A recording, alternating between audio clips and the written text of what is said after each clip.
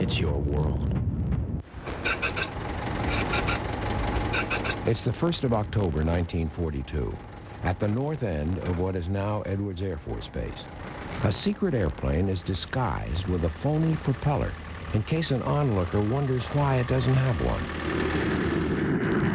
It takes off on its first short hop across the lake bed, making a sound new to the Mojave Desert and all of America.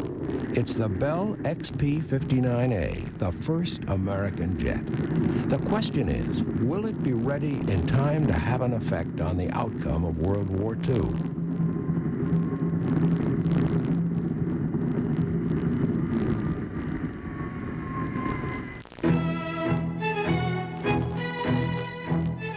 The Smithsonian Institution's National Air and Space Museum is the most visited museum in the world. Its collection contains some of the most important aircraft and spacecraft in history. Craft that were designed, built, and flown by men and women who have expanded the frontiers of flight.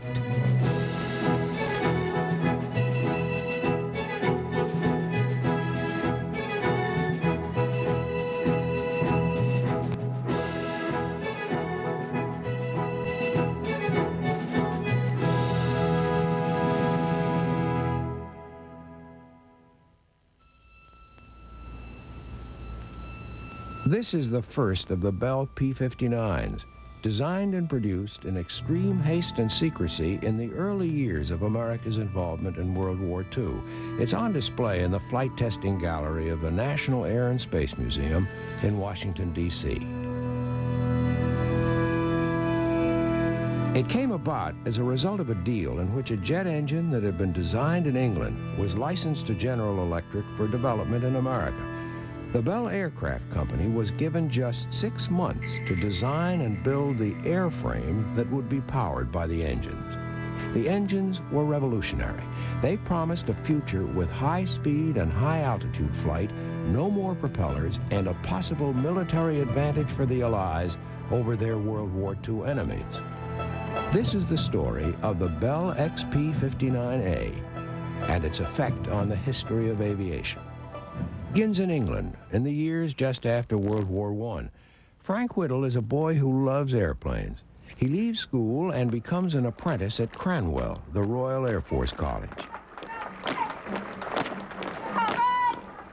His apprenticeship involves him in the study of aircraft engineering, and he demonstrates a natural talent.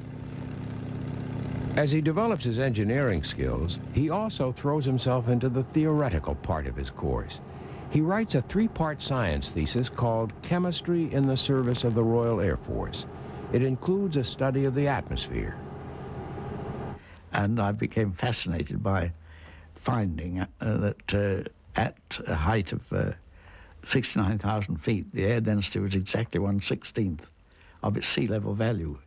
And that meant that it would be possible, theoretically, to fly 4 times as fast for the same drag as at sea level, and get 4 times the lift. But unfortunately, I was rather depressed to realize that it also meant you need 4 times the power. And piston engines wouldn't even turn themselves over at 40,000 feet. Later, he thinks of putting a piston engine inside a hollow fuselage driving a fan. He rejects the idea, but not completely. And then I suddenly thought, well, why not throw that piston engine away and substitute a turbine and boost the pressure of the fan?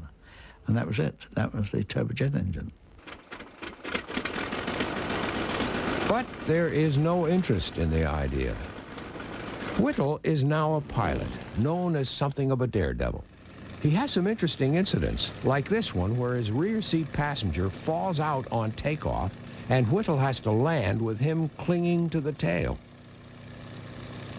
But through all this, he continues to work on and promote the idea of the jet engine.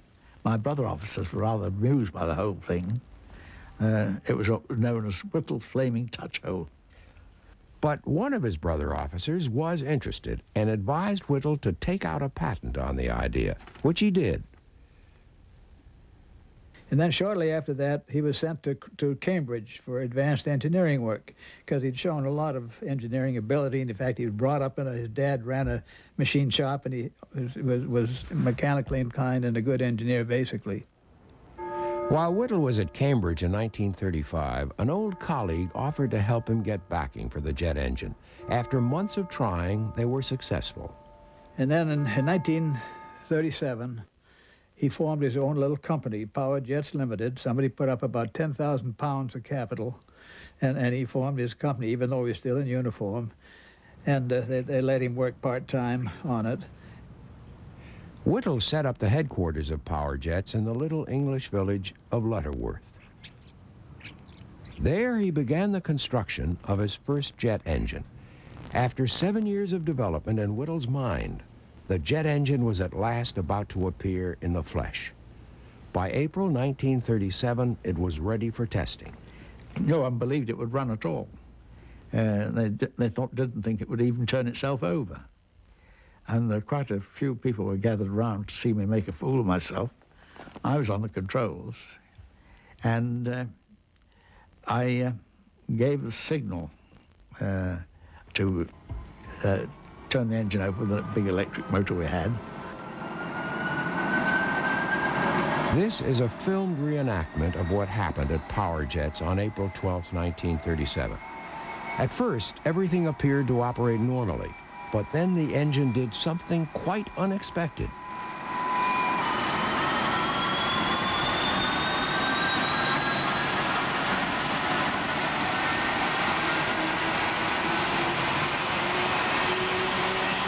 It accelerated out of control, and so did everyone standing around it. It still accelerated. That was a terrifying thing.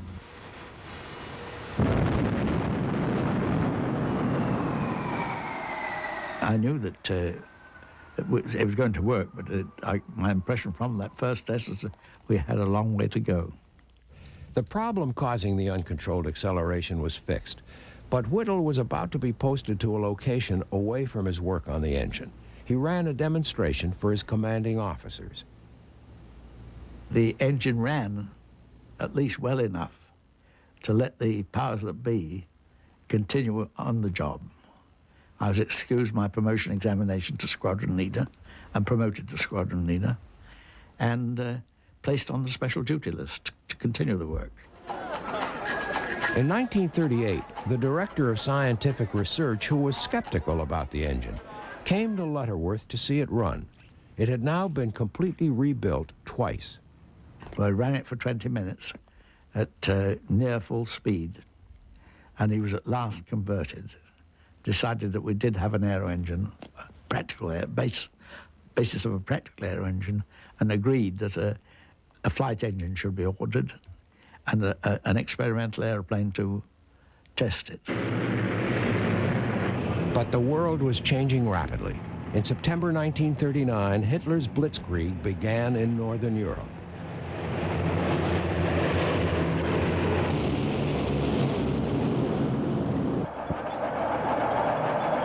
War in Europe, long a possibility, was now a reality. And Britain, like many other nations, wasn't ready. In early 1940, the Whittle W1 engine was thought by some in the military to be a potential war winner. But complete recognition was still a long way away.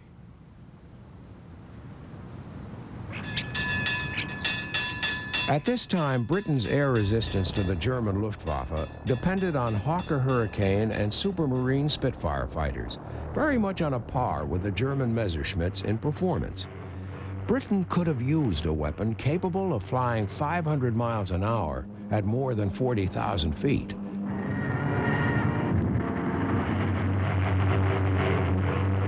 By April 1941, the Gloucester-Whittle E-28 was ready for taxi tests.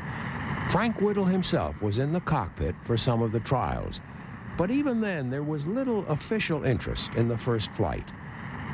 Certainly no important official had turned up to see that first flight, and they refused our request for an official photographer.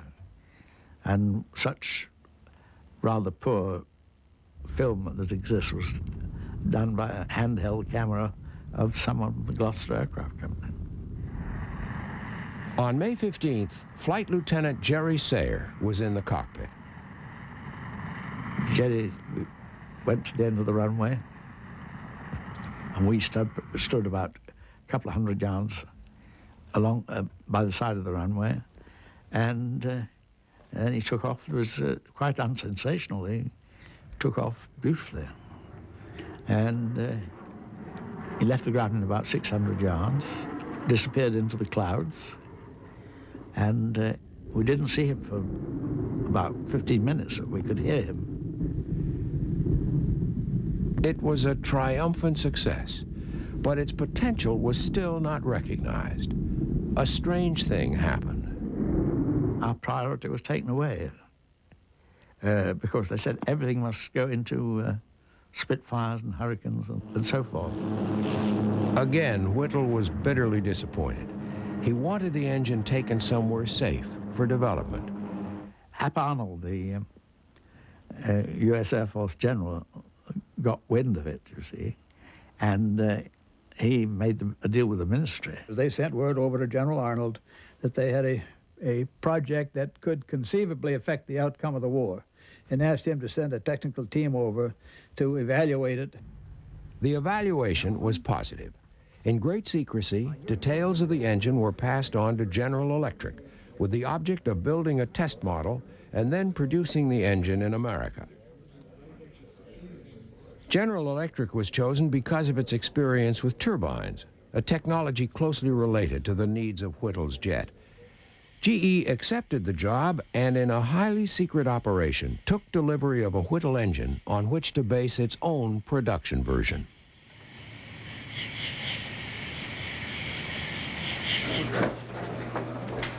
Secrecy was also the key word at Bell Aircraft, where a special isolated unit was set up to build America's first jet airplane. Bell was selected as the contractor to build the airplane because they'd shown a lot of innovative capability, and they had the capacity to take it on. The other builders of fighter airplanes were really loaded to the gills. Another reason for giving it to Bell was because Larry Bell was there to personally ride herd on the program. On December 7th, 1941, the stakes were raised. Japan bombed Pearl Harbor, and America entered World War II.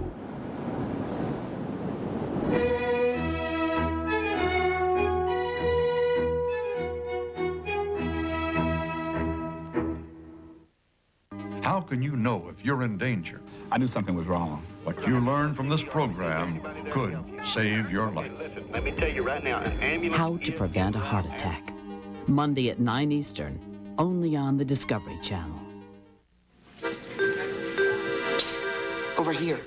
I notice you're checking prices on those little TVs.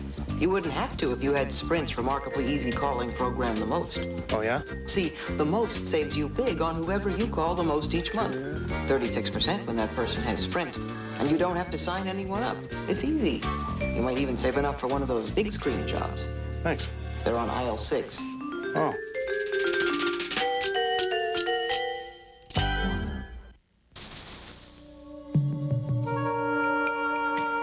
Imagine a new car so durable, its paint resists chips and salt and even birds. When scratched, one of its protective coatings actually seals itself. And what's more, it may never need waxing. You know something's changed when even the paint job is a work of art. Intrepid. This changes everything. He always comes out at night. He always wears black. They say he's a vampire. We'll get proof. Check the equipment. Only Freedom Zooms have Minolta's unique quad element system for the sharpest pictures possible. He's coming! And when you don't want to get near the picture, Freedom 70C zooms the picture to you. He's not a vampire. He's an umpire. Surprise your family with the best. Season's greetings from Minolta. The Brita water filtering pitcher. To operate, turn on the tap. The tap water flows through Brita's replaceable filter. Copper and lead are dramatically reduced. Chlorine taste and odor virtually eliminated. But even if you don't remember how Brita works, you'll never forget how Brita tastes. Available at Emporium and Bed Bath & Beyond. Are family farmers paying the price for an ecological misunderstanding? I'm John Palmer. Join me for Dreams Turn to Dust. A Discovery Journal world premiere, Wednesday at 10 Eastern. Something new has happened at AT&T. Something beyond having more operators than any other long-distance company. Something more than helping you in just about any language you speak. It's the new AT&T Special Country Plan. Save 15% off AT&T international rates with no sign-up costs and no monthly fees. It's easy to come back. Call 1-800-647-9803. Dealing with one bill is still as convenient as you remember. But now you save 15%, not just to one person, but to everyone in the international country of your choice. There's never been more reasons to come back. Call now. You can still count on AT&T quality. But did you know that you can call one of over 200 international countries and cities and save 15%? If you ever thought about coming back, now is the time. 1-800-647-9803. AT&T. You couldn't pick a better time to come back.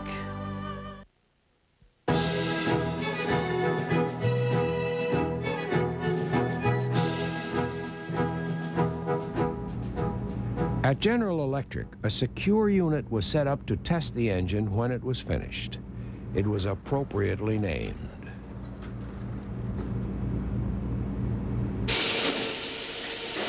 But engine manufacture wasn't concentrated in one place.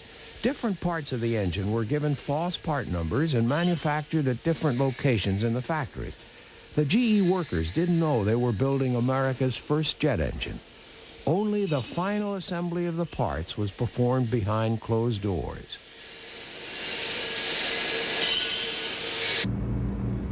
The engine that emerged from the secret process was called the General Electric Type 1A. It was designed to produce 1,250 pounds of thrust.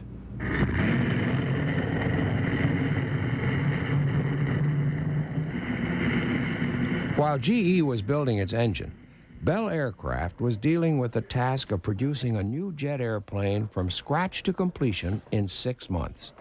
Since it was top secret, they couldn't even use government wind tunnels. Only one model was made before the design was laid out on the floor and production began. As another secrecy measure, Bell's jet was given a misleading designation. Bell had abandoned a project for a piston engine fighter called the P-59. The new jet was to be called the XP-59A.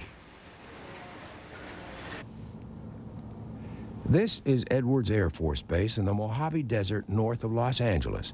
Today, it's the center of Air Force flight testing, but in 1942, it was just desert. The site was perfect for testing top-secret aircraft because it was so far away from everything. The lake bed was the other major factor because it provided a vast expanse of runway in any possible direction. In case an airplane, in this case a jet airplane, as with the P-59, flamed out, the pilot could make a dead stick landing from almost any position around the lake bed. When the decision was made to locate the P-59 test program here at Muroc, there was nothing here in terms of test support facilities.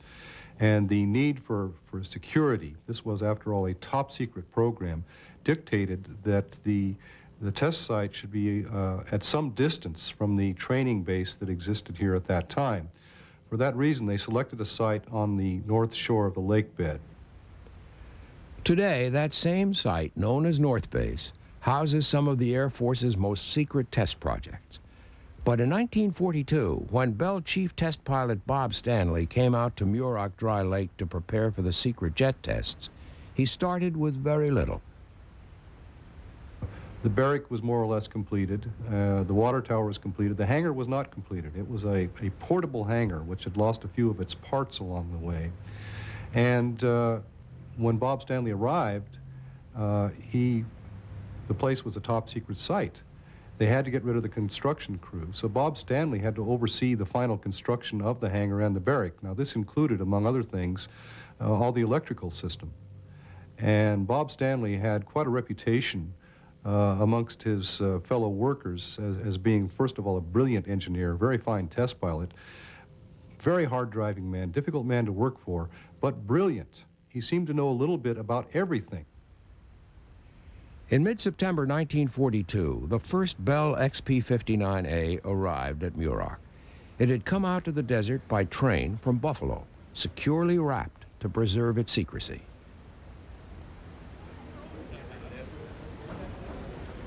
It was unloaded, taken the last few miles to North Base, and assembled. The group working on the plane at North Base was made up of representatives from Bell Aircraft, General Electric, and the Army Air Forces. Before the end of the month, Bob Stanley was satisfied that the engines could be fired up for their first tests in the aircraft. So little was known about the behavior of jets that paint strips were applied to the fuselage near the jet exhaust to test the effect of heating on the skin of the airplane. Crew members weren't sure just how close to the jet exhaust you could stand with safety. They found the skin was not unduly affected by heat, and if you were careful, being around jets was not too different from working near conventional aircraft.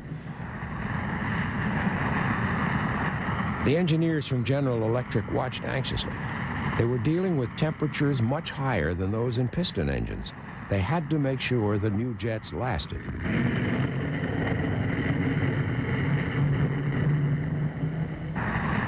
By the end of September, Bob Stanley had run a series of taxi tests with satisfactory results. He was now ready to see how America's first jet airplane would behave when it left the ground.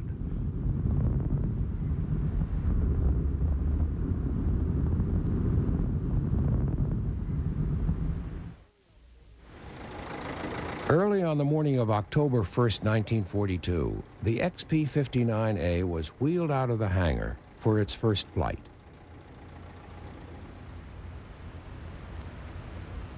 The plan was conservative. The first venture off the ground would just be a low-altitude hop, and if it went well, Bob Stanley would make more flights at increasing speeds and altitudes.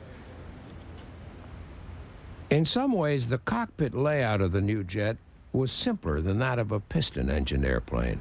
There were fewer instruments to monitor engine performance. On the left side of the cockpit, there were two throttles, one for each engine.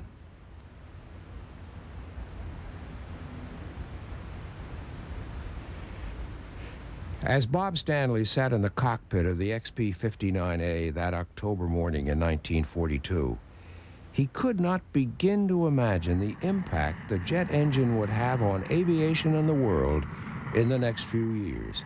His mind was on the next few minutes in an untried airplane.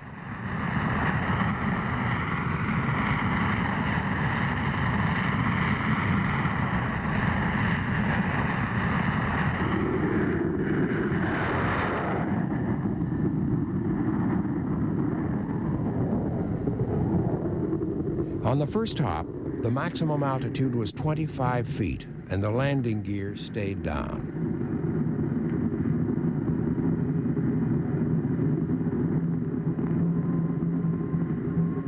The next day, the ceiling was raised, and so was the curiosity of the people at South Base. The combustion on this first engine was not very good, so there's heavy black smoke trailing behind it. It's particularly noticeable if you happen to be looking up the column from the back. From the side, you could see it, but if you were looking up that column, it really looked bad.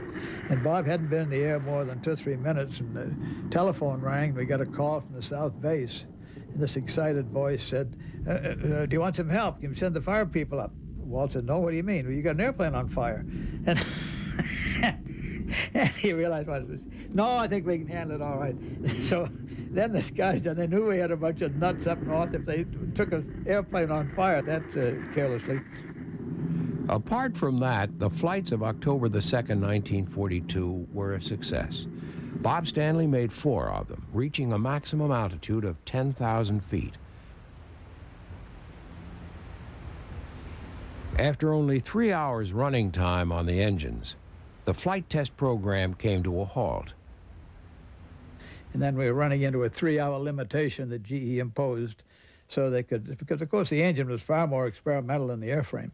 And after 3 hours of running, it's run-up time, taxi time, flight time, they insisted they must pull the engines out of the airplane, partially disassemble them, and inspect key parts for the effect of temperature and wear, which is all very, very logical. Even though North Base at Muroc was very isolated, it wasn't completely secure. There was a road fairly close by, running from the small town of Boron down to South Base.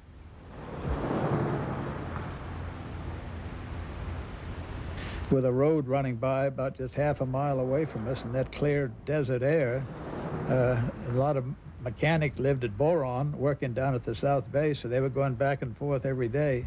Some of those individuals were bound to be propeller-oriented, and they were going to notice that there was no prop on this airplane, so we rigged up a little round ring with 4 balsa wood blades going out in 4 directions. So whenever the airplane sat outside the hangar, that was just stuck on the nose, so that anybody half a mile away, it took care of that emergency before it arose. The honor of making the first test flight for the military fell to Lawrence Craigie almost by default. 2 other pilots who would have preceded him were overseas at the time. I did it more just in a normal matter of course, because I'd been living with the program all year, and was very close to all aspects of it. So with Swafford and Kern in England, it was the most natural thing in the world for me to be out there and be bossing the program from the Air Corps side. Half a century later, his recollections are vivid. In an ordinary airplane with a piston engine, the moment of takeoff is the moment of maximum vibration. And with this rotary device, and only operating at half power, it was very, very smooth. So when we broke ground and took off, it was just amazing, that feeling of quiet. So that was the impression I've always carried with me of that first flight. It was accentuated, of course, by the fact that we were only operating at half power. Again, GE's conservatism. General Electric specifications had promised 1,250 pounds of thrust per engine, giving a total of 2,500 pounds. But it was clear to those who flew the airplane that the engines weren't producing nearly that much. Lack of power became an issue. We were a little bit concerned. We thought they were being a little over-conservative. We wanted to know just how much thrust we were getting, so Bob Stanley had him stick a metal fence post in the lake bed, and we got a big spring scale, and we attached it between the fence post and the airplane. We revved the engines up as high as GE would let us go, and we got a reading of 1,600 pounds on that spring scale. So we were getting 800 pounds of thrust per engine, which is not a hell of a lot. In fact, it wasn't much more than half what had been promised, and lack of power meant lack of performance.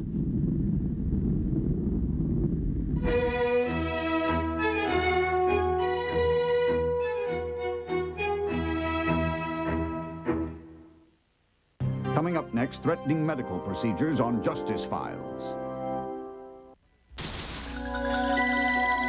Now there's a car whose air conditioner uses a refrigerant that won't harm the ozone.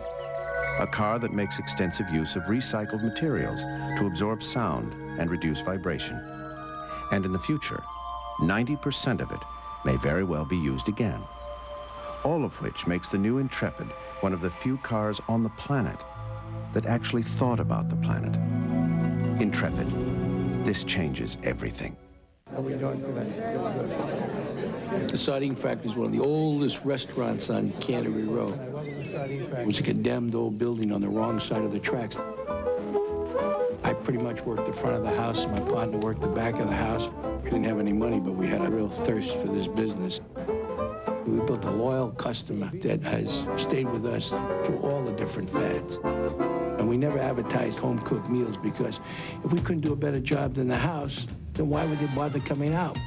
You have to be creative. You have to try new dishes. You got to experiment. The sure way to fail is don't do anything. Play it safe. I think American Express customers overall are by far the higher profile customer for fine dining, second to none. I've been a member since 1962, one of the originals, I think. American Express is welcomed at the Sardine Factory and other fishy places.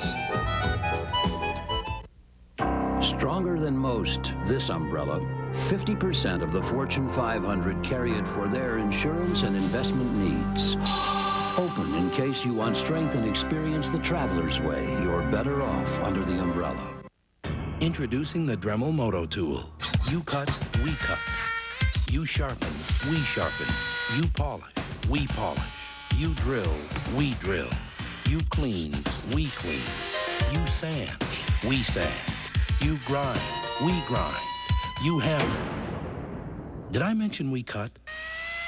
The Dremel Moto Tool, with more than 150 available accessories. Why settle for some 2-bit Christmas gift? Witness the awesome fury of the mighty German Luftwaffe. The Wings Aviation collection of Luftwaffe Blitzkrieg opens the secrets of the most terrifying fighting force in aviation history. You'll fly alongside legendary Knights of the Sky as Hitler unleashes his devastating lightning war against the Allies. Take off on strategic bombing missions with Eagles of Death as the fearsome Schnell bombers rain terror over Europe. Scramble to action as you pilot the sky-rating Gigant and Ju-52, the transports for dreaded Nazi stormtroopers. Now, for the first time, see recently discovered footage from the Third Reich. See all the action, the aces, the air tactics, the inside story of Luftwaffe Blitzkrieg. To order this extraordinary 6-hour collector set for only $59.95, call 1-800-525-7700 with your credit card ready.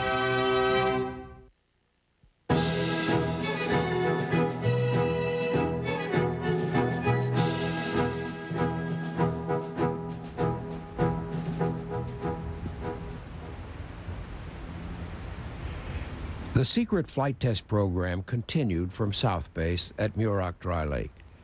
With new pilots being introduced to the XP-59A and more flights being made, it became harder and harder to keep the project hidden from inquisitive eyes.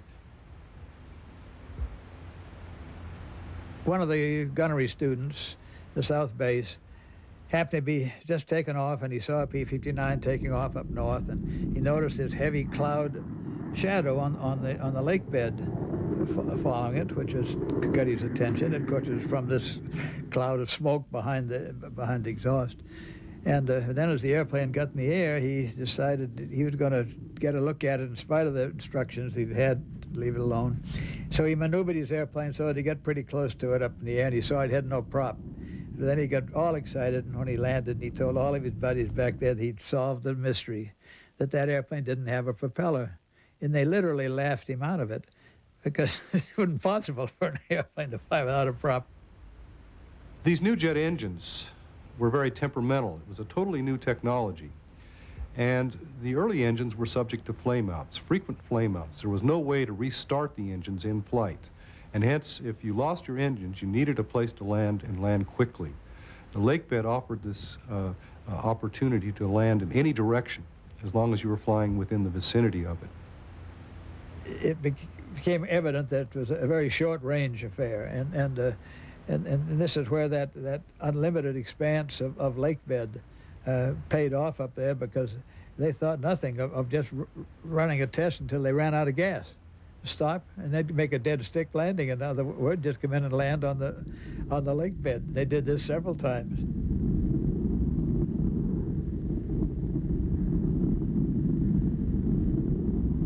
Although it was not a dangerous airplane to fly, its handling characteristics were perfectly satisfactory, but it wasn't really a stable airplane, and it didn't come up to the performance handling qualities of an airplane like the P-38, the P-51, or the P-47.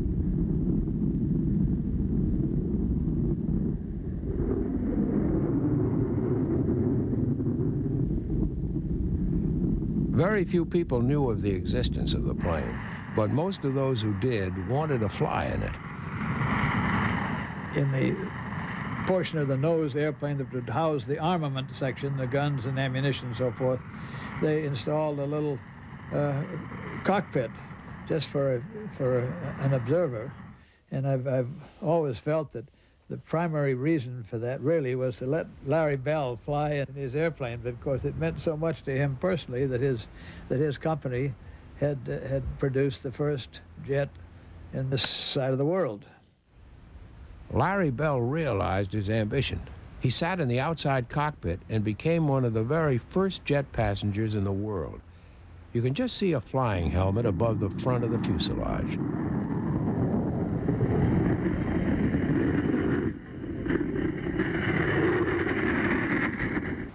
Larry Bell was only one of a number of VIPs who were impressed by a flight in that very unusual jump seat. Tex Johnston was given the job of taking a dignitary from Washington on a flight.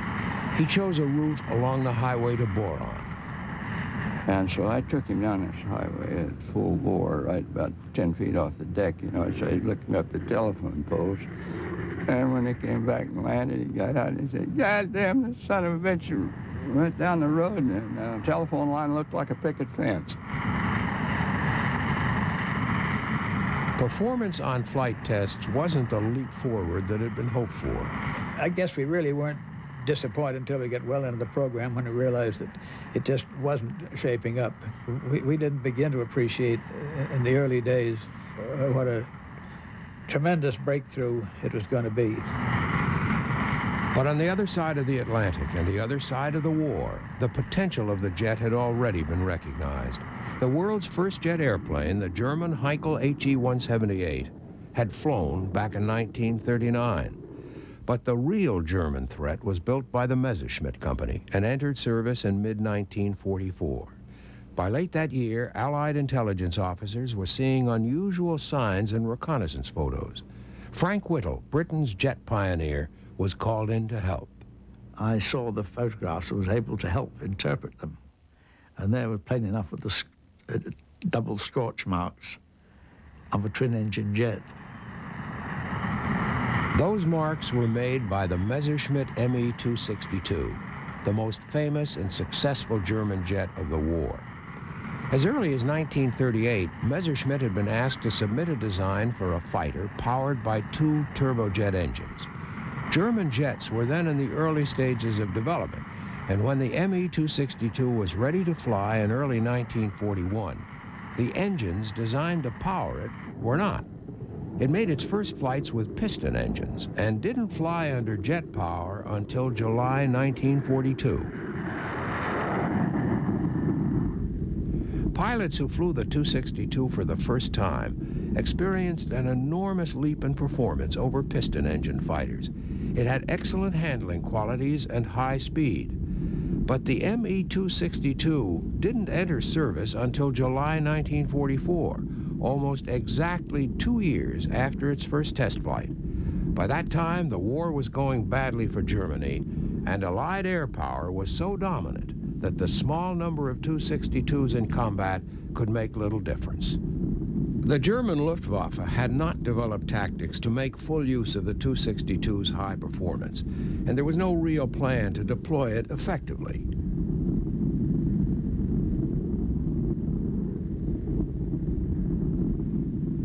One of the tantalizing what-if questions of World War II is what if the 262 had been brought into service earlier than it was? Would it have affected the outcome of the war?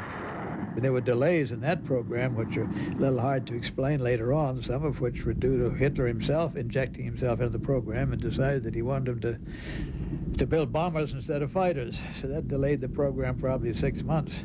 Even so, they did succeed, even in spite of all the difficulties they had in Germany with the war going against them. They built 1,200 of those airplanes. And fortunately for the Allies, only 200 of them ever saw service. In war-ridden Germany, it took a long time to develop the jet engine to operational standard, and there were other reasons for the delay. They were the successful airplane. See, they had logistic problems. They had pilot problems, and they had fuel problems, and they had logistic problems getting to use these airplanes, which is why they never used but 200 of the 1,200. In the Mojave Desert in 1943, Bell Aircraft was having problems of its own in fulfilling the promise offered by jets as a weapon of war. There were now 3 prototypes of the Bell XP-59A under test.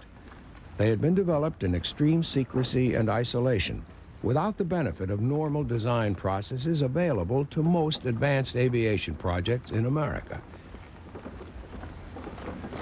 Even now, after months of flight testing in the desert, Bell and General Electric were very much on their own, continuing to fine-tune the engine and airframe in isolation. As the program developed, we wanted to give Bell some outside help. In fact, the normal thing in an experimental program would be for the airplane manufacturer to work with the NACA, utilize NACA's wind tunnels at Langley Field. But they were not allowed to do that. In fact, NACA knew nothing about this program. There probably weren't over a dozen or 15 individuals at Wright Field that knew of the existence of the program until long after the airplane flew.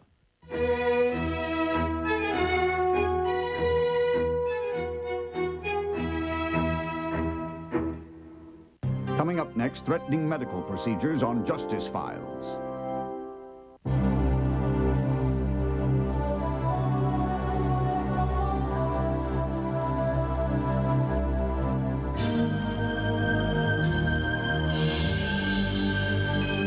How did Chrysos create this spectacular 18-karat gold fire rose diamond ring at such a magical price? Only those who believe in love and romance and unicorns will ever know. Chrysos, exclusively at Bailey Banks in Biddle. Boy, you look mad. Let me guess. Your long-distance calling plan is driving you nuts. Do they make you submit names, call at certain times, pay fees? The most from Sprint is so easy you wouldn't have to do all that. It saves you big on whoever you call the most each month automatically. Sprint understands. Sprint likes you. Sprint cares. Call now, before you forget how mad you were.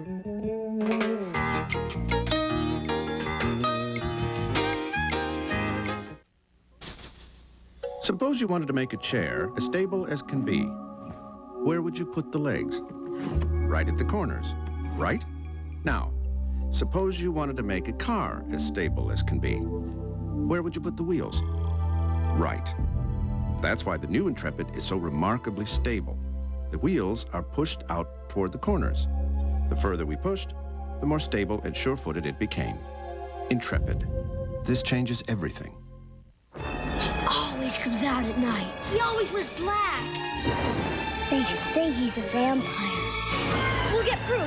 Check the equipment. Only Freedom Zooms have Minolta's unique quad-element system for the sharpest pictures possible. He's got it! And when you don't want to get near the picture, Freedom 70C zooms the picture to you. He's not a vampire. He's an umpire. Surprise your family with the best. Season's greetings from Minolta.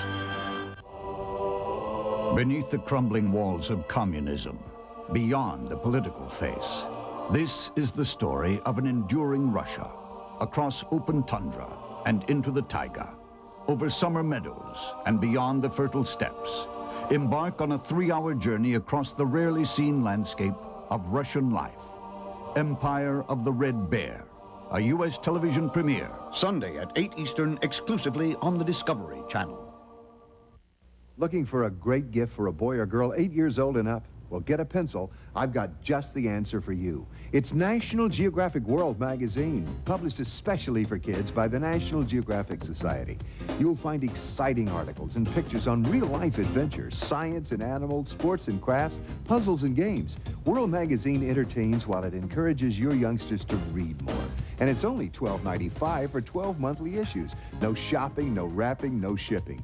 Compare this 12 times a year gift to a single gift from a toy store and you can see what a bargain this is. You can't get World at the newsstand or bookstore. You can get it only by calling this number. And when you call, your youngster will also become a junior member of the National Geographic Society and will receive these special gifts, plus a gift card from you. Call today. Call 1-800-241-7400. That's 1-800-241-7400. This gift lasts a year. The benefits last a lifetime.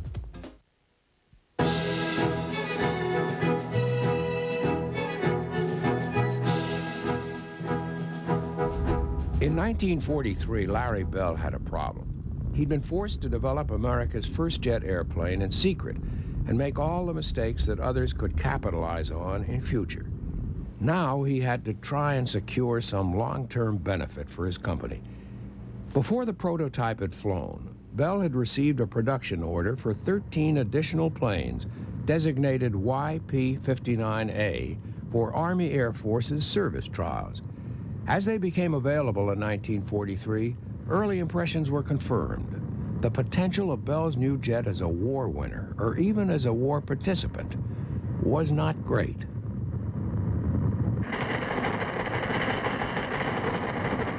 In January 1944, the silence was broken. The fact that America had a jet airplane was made public. For months, the Bell Company had been trying to convince the military to buy a large production run of the P-59. In mid-1943, Larry Bell had suggested to the Army Air Forces that they order 300 airplanes. He tried as hard as he could to sell the Army and the Navy on the value of the plane for the war effort.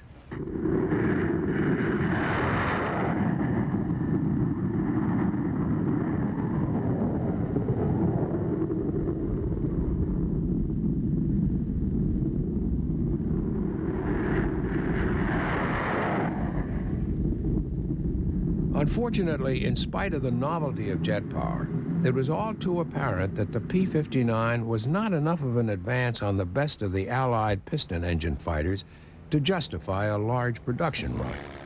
Eventually, the Army ordered 100, but only about half of that number would ever be built.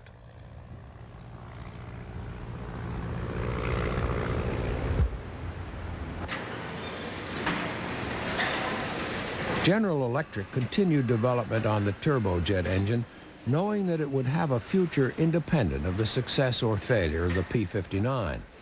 But for Bell, it was becoming apparent that their first American jet was not going to be a runaway success. Other manufacturers were already biting at Bell's heels. In early 1943, while Bell was still turning out its 13 YP-59As, Lockheed had been invited to submit a design for a single-seat jet fighter. In England, development on the jet engine had been proceeding independently. A new airframe had been produced by the Gloucester Company, powered by 2 jets. It was called the Gloucester Meteor, and its performance was very impressive. The Gloucester Meteor came into service late in the war. It was fast enough to chase and catch the German V-1 flying bomb. British pilots developed a special technique to deal with it. Shooting it down was dangerous for a pilot who had to fly through the explosion. But if he could position his Meteor's wingtip under the V-1, he could tip it off balance so it would fall out of the sky.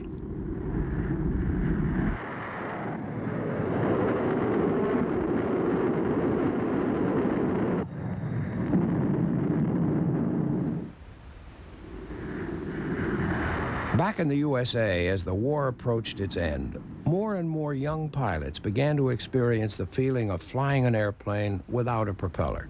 20 P-59As and 30 P-59Bs went into service. But they were not destined to enter combat or to have any influence on the outcome of the war. Instead, they were used to familiarize pilots with the handling and performance of jet aircraft. The P-59 was sort of the first jet and a good one to transition into by people who had flown conventional airplanes. And that's more or less where it stayed. It never was built for a combat airplane. It was a very easy airplane to fly, a very pleasant one, but it didn't have striking performance. Very short-legged, could have used more fuel. You had to be careful with fuel control. The fuel controls were not adequate, and you stayed away from sudden bursts of the throttle because you might have a flame out. Don Lopez, back from service in China flying P-40 fighters, got his chance in a P-59. I was really excited to get to fly a jet because there were very few of them. And I remember it has such a big wing, a tremendously big wing from fore and aft, a lot of chord. And it seemed like you were stepping down into a bathtub or something, into the cockpit. But when you started the engine, you just pushed the button and one engine started, then you pushed the other, and you could almost only tell it by the instruments. There was hardly any noise. And you had to give it almost full throttle to get it to taxi, to move. And when you lined it up with the runway then, and you didn't have to warm up or check your engine. If it's running, it's running. And you line up with the runway, give it full power, and let go of the brakes, and hardly anything happened. Then you just gradually start moving down the runway. It felt sort of like you were being towed by an invisible tow plane. And it lifted in the air because it had a lot of lift with the big wing. And it handled all right. It wasn't terribly fast. It was maybe a little faster than a Mustang, but and you could only stay up about 30 minutes because it ran out of fuel. But just being a jet was very interesting. But it didn't handle that well like a real fighter. But already there was a new U.S. jet operating that was just like a real fighter. In fact, better than any fighter that had ever flown in America. Its performance and handling qualities far exceeded those of the Bell P-59. It was the Lockheed P-80 Shooting Star. Although this prototype was built in only 143 days and flew for the first time on January 8, 1944, the P-80 was too late to have any impact on the war. At the end of the war, we had one P-80 in Italy and one P-80 in England. As a morale factor for our pilots who were running into 262s. And what are we doing? In 1946, the first national air races since the start of the war were held. Huge crowds enjoyed the opportunity to see some of the enormous advances in aviation from the war years. The P-80 was one of the stars of the show. It was exciting to watch and to fly. My first flight in the P-80, I literally felt when we got off the ground in the air as if I was literally 6 or 8 feet behind the airplane trying to catch up with it because it had that tremendous thrust. I loved it. It handled very well, very maneuverable, very small, tight cockpit. You really felt like you were in a fighter. And it just was you climbed at 380 miles an hour, which was about 180 miles an hour faster than the P-40 cruised. And it just was a great airplane. I liked it very much. You felt like you belonged in it when you first got in it. Immediately after the war, captured German aircraft were flown into France as part of Operation Lusty. Among them were many Me-262s, not all of which were recovered with complete success. These airplanes were then shipped to America and put through a testing program. Rush Schley flew an Me-262. Performance-wise, it was a great airplane. It had great flotation. You could land on unprepared runways. Oddly, it had a nose wheel brake as well as the main wheel brakes, so you could get it stopped in a hurry. It had great firepower, devastating firepower, with the 4 cannons in the nose. It had long range. The shortcomings were it had 20-hour engines. We'd have to change the engines after about 20 hours.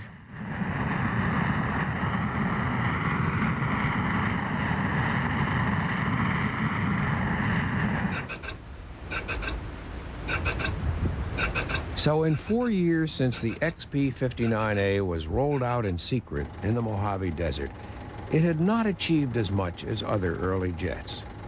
What then is its significance in the history of aviation? Had the airplane been developed in a normal fashion, with all of the wind tunnels of NACA and all of the capabilities of NACA and the Air Force available to it, a lot of these things would have been discovered and would not have existed in the airplane. So it was not a successful military airplane, but it was the beginning. It was the first jet in this country, and Bell truly did a remarkable job under almost unbelievably difficult circumstances with the security and the other hamstrings that they were subjected to.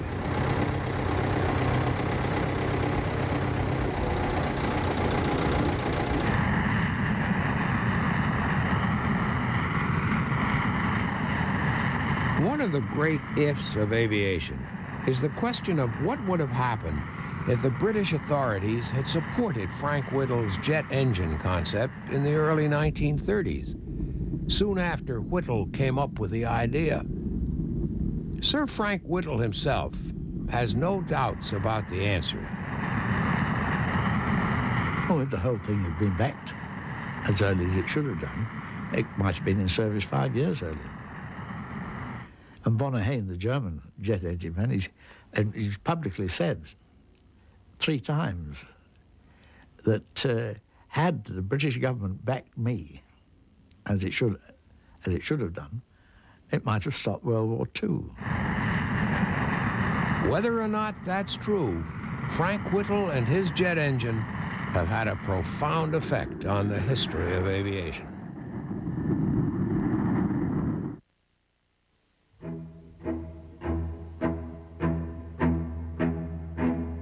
There are a few doctors out there that deal in very bad medicine, a few doctors that deal in death.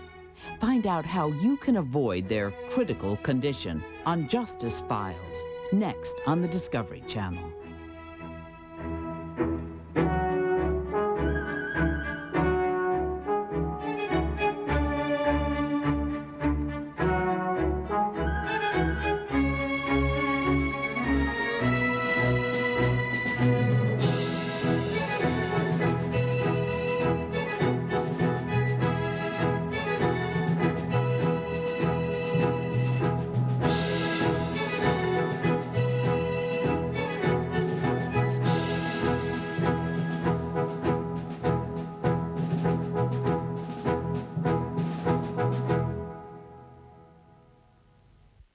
This portion of Discovery is brought to you in part by Dodge, a division of the Chrysler Corporation.